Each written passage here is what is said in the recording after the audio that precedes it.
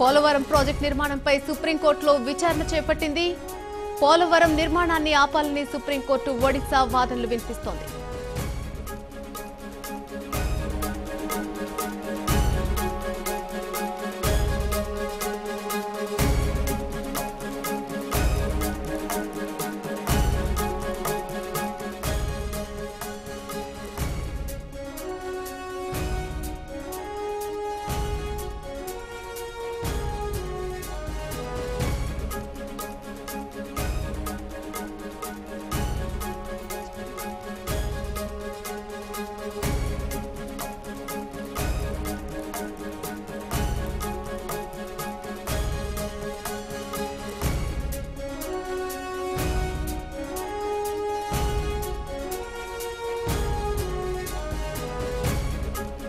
Breaking news చూస్తున్నాం. Polavaram project నిర్మాణంపై సుప్రీంకోర్టులో విచారణ చేపట్టింది.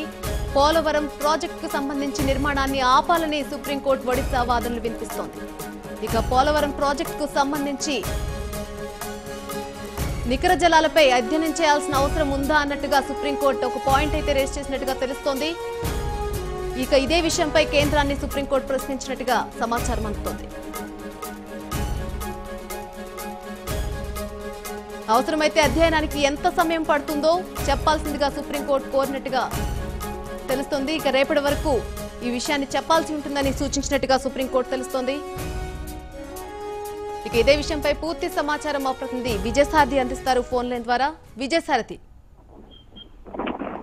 చాలా కీలకమైనటువంటి తీర్పు అనేది విచారణ అనేది చెప్పాలి. ప్రధానంగా పోలవరం ప్రాజెక్టు సంబంధించిన నికర జలాలు ఎంత అనేది మీద పూర్తి వివరాలు కేంద్రం దగ్గర ఉన్నాయా, ఉంటే వాటిని రేపటిలోగా సబ్మిట్ చేయాలని చెప్పి కోర్టు ఈ రోజు కేంద్రాన్ని ఆదేశించింది. ప్రధానంగా రెండు కేసులు. ఒకటి ఏంటంటే ఏపీ, ఇప్పుడు ఆంధ్రప్రదేశ్ అనేది ఏపీ తెలంగాణగా విడిపోయిన ప్రస్తుత పరిస్థితుల్లో దాని వాటాల మీద మళ్ళీ రీబైఫర్కేట్ చేయాలని ఒరిస్సా లాంటి రాష్ట్రాలు అడుగుతున్నాయి. కాబట్టి దానికి సంబంధించి వాటాలు ఏమైనా మళ్ళీ తేల్చాల్సి ఉందా, లేకపోతే ఏపీ చెప్తున్నట్టుగా మళ్ళీ కొత్తగా వాటాలు వేయాల్సిన అవసరం లేదు, కేవలం రాష్ట్రం మాత్రమే విడిపోయింది, ప్రధాన భాగం అంతా కూడా ఏపీలోనే ఉంది కాబట్టి మళ్ళీ కొత్తగా బైఫర్కేట్ చేయాల్సిన అవసరం లేదని ఏపీ చెప్తున్న వాదన సరిపోతుందా అనే యాంగిల్లో ఈ కేసు నడుస్తూ ఉంది. మరోవైపున ఒరిస్సా తీవ్ర అభ్యంతరాలు వ్యక్తం చేస్తుంది. ప్రధానంగా తమ అటవీ భూములన్నీ కూడా నాశనం అయిపోతున్నాయి, అదేవిధంగా ఈ బ్యాక్ వాటర్ వల్ల తమ ప్రాజెక్ట్ ఏదైతుందో కొత్తగా కడుతున్న ప్రాజెక్టులు కూడా తీవ్ర ఇబ్బంది అయితే